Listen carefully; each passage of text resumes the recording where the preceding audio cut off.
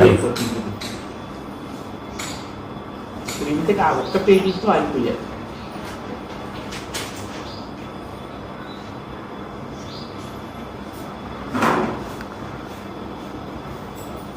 నేను అనే అనొచ్చు, అనుకోవచ్చు.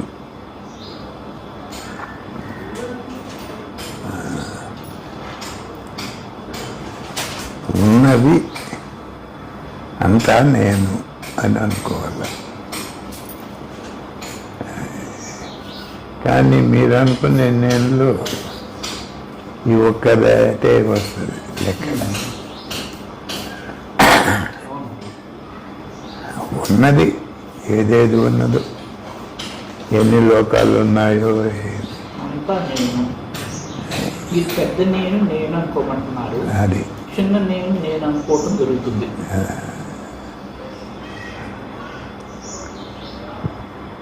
అంతే, అక్కడ ఇంకేమి సాధనలు పడలేదు. జస్ట్ ఎక్స్చేంజ్ ప్రోగ్రామ్ అన్నమాట. అవును, అల నుంచి సముద్రం అవమని చెప్తున్నారు. అంతే.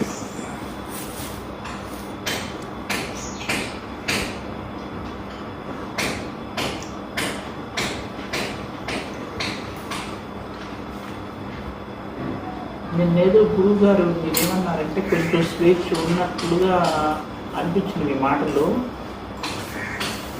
అసలు మళ్ళీ ఈరోజు మళ్ళీ 3 గంటల నుంచి నేను ఏమనుకున్నానో ఏది జరగలేదు. స్వేచ్ఛ అంటే ఏమనుకున్నా అది జరగటం కాదు. ఏది అందరికీ అనుకున్నట్టు జరిగేదానికి కారణమైందో ఆ ఇచ్చ స్వేచ్ఛ. వ్యక్తికి కాదు.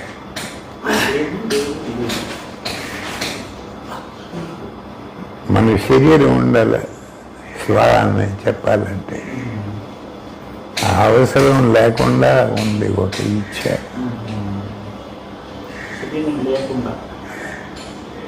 అది స్వతంత్రమైంది. అది అనుకున్నది మాత్రమే. ఏదనుకుంటే అది జరుగుతుంది.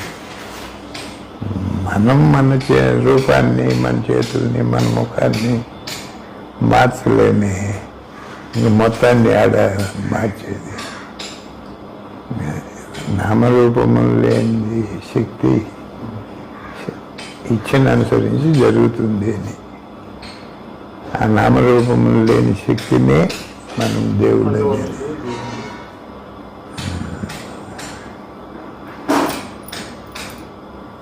మనకు ఆ శక్తి ఇస్తే